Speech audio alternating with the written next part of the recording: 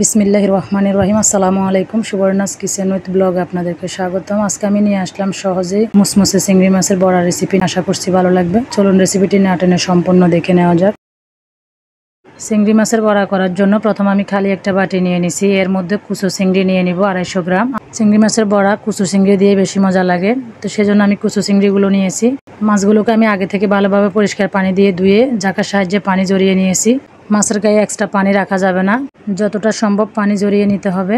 এখন মাছের মধ্যে আমি কিছু উপকরণ অ্যাড করব। দিয়ে দিব প্রথমে মসুর ডাল বাটা 1/3 কাপ পরিমাণ।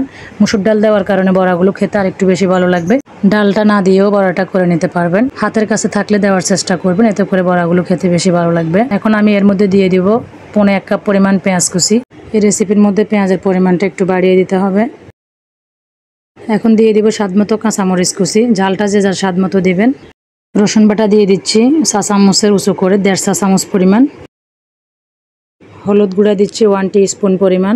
মরিচের গুঁড়া দিয়ে দিচ্ছি 1 টিস্পুন পরিমাণ। এটা আমি কালারের জন্য দিচ্ছি, আপনারা দিতে না চাইলে শুধু কাঁচামরিচ দিয়েও করতে পারবেন। স্বাদমতো লবণ দিয়ে দিচ্ছি। ভাজা জিরার গুঁড়া দিয়ে দিচ্ছি এখানে 1/2 টিস্পুন পরিমাণ, এতে করে খুব সুন্দর একটা ফ্লেভার অ্যাড হবে। স্বাদমতো ধনেপাতা কুচি দিয়ে দিচ্ছি।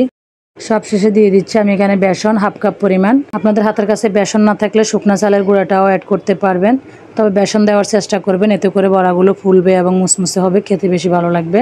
এখন যতটা সম্ভব হাত দিয়ে ভালোভাবে মেখে নিব। এর সঙ্গে আর অতিরিক্ত কোনো মশলা অ্যাড করব না, এতটুকুতে যথেষ্ট। এখন ভালোভাবে হাত দিয়ে মেখে মিশিয়ে নিব।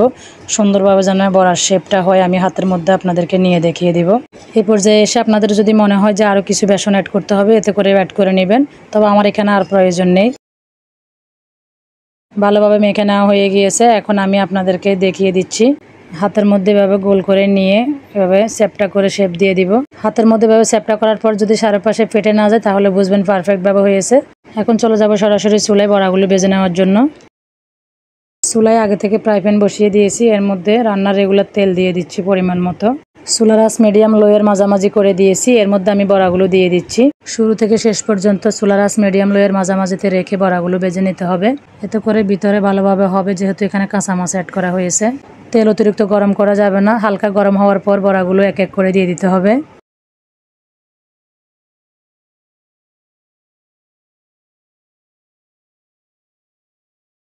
প্রথম বেজ দেওয়া হয়ে গিয়েছে। এখন ফ্রাই প্যানের হাতল ধরে আমি একটু ঘুরিয়ে দিচ্ছি।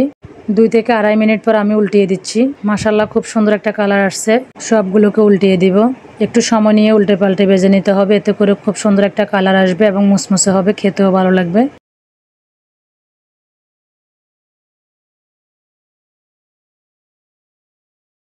বড়াগুলো ভেজে নেওয়া হয়ে গিয়েছে।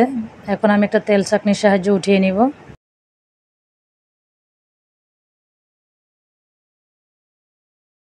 যতটা সম্ভব এক্সট্রা তেল ছাড়িয়ে নিতে হবে। আরেকটা কথা হচ্ছে, বড়াগুলো খাওয়ার আগে ভেজে নেবেন। গরম গরম খেলে কিন্তু খুবই ভালো লাগে, ঠান্ডা হয়ে যাওয়ার পর বড়াগুলো খেতে অতটা ভালো লাগে না।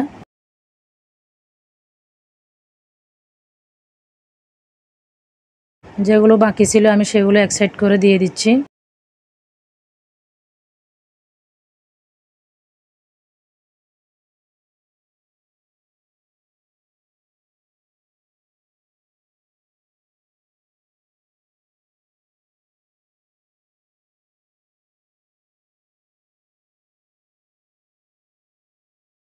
সবগুলো দেওয়া হয়ে গিয়েছে। বড়াগুলোকে আমি উল্টে পাল্টে ভেজে নিব।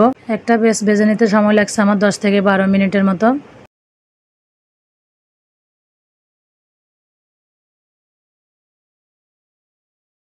এখন আমি এগুলো তেল থেকে উঠিয়ে নিব।